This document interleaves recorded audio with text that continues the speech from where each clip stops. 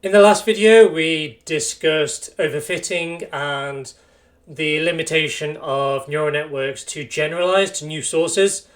Now I'm going to briefly discuss a couple of the other limitations that neural networks might have. One thing that's particularly challenging is adversarial attacks. So what's going on here? Let's say we take an input image of a dog and we've got a really great neural network. We've trained it very well. It is able to predict correctly that this image is a dog. Brilliant. But what some people can do is they can add some of what's called adversarial noise.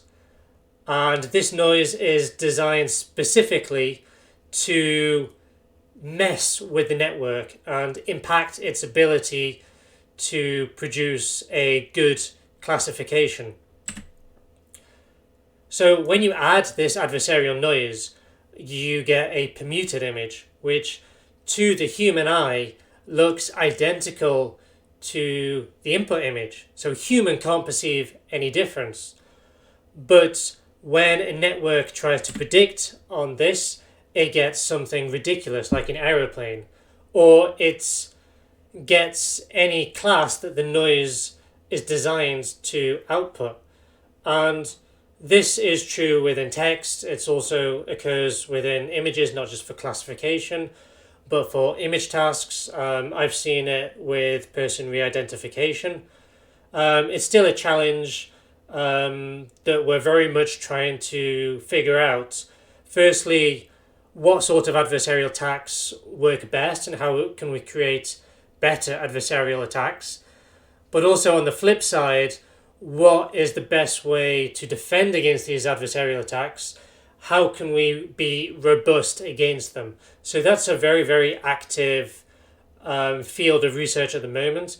And if you want to go like really all out for the testing mission, you can experiment with trying some adversarial attacks on the models that you build and see how they perform against those attacks.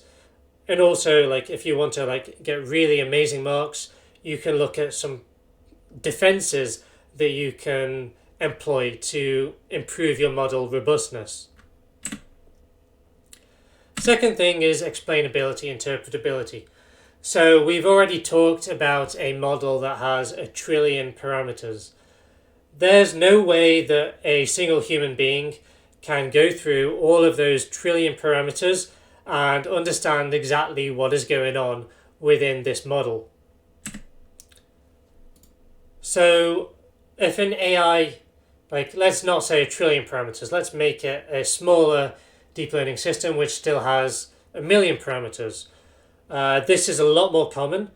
If this AI with 1 million parameters that human can't understand comes to a decision, and we know that the AI is actually better at that decision, the decision's more likely to be correct than a human. If we don't know how it comes to that decision, can we actually trust it? This is a big question in ethics, and generally the answer is no. But this is something that you should really have a think about. Like if we have a tumor segmentation model which tries to determine which parts of an image look like a tumor and then classify if a person has got cancer. If that allows us to reach a decision at an earlier stage, which then means that the cancer can be treated earlier, which then means the patient is more likely to live, that has massive benefits for the human race. But at the moment, we aren't actually able to use this AI model because we can't explain what's going on. We can't interpret exactly how it has come to this decision. So this is something that is, again, another massive field of research. And particularly if you're doing a project on something to do with medicine, or something to do with security, where being able to interpret how the model gets to a decision is really important and really helps to protect against bias in the model. I'd encourage you to look into this in a bit more depth. This is something that would be very, very beneficial for the ethics mission that some of you will take on. And it's something that I'm going to discuss a little bit further in Lecture 6 when we talk about attention mechanisms. So lastly, this is something that could quite often happen where the AI is cheating. It's using data that it's not supposed to be using. So this is an example that I've taken from one of Lex Fridman's lectures. So the idea is very simple, that this boat is meant to race around the course, and it picks up boosts, it picks up bonuses, all these different things. And you get points for the boosts that you generate and the money that you pick up as you go around the course, and also for finishing in first place. Now, this is what happened when an AI was trained to try to win at this game.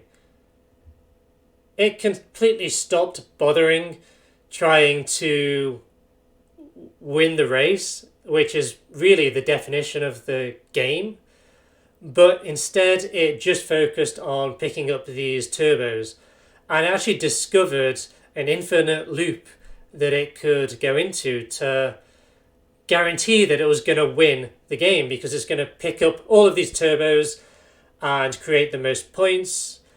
So it doesn't even have to try to win the race, it just wins by cheating essentially. And two things. Firstly, this is not such a big deal.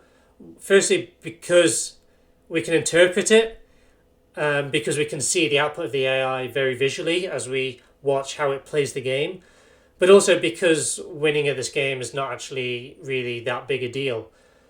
But if the same AI was trained to detect cancer and it was using some stuff that it shouldn't be using, like maybe the age or the gender of the patient, and it was making its decisions based on that, if we can't interpret that, then that causes a big problem in terms of how much we can trust the AI.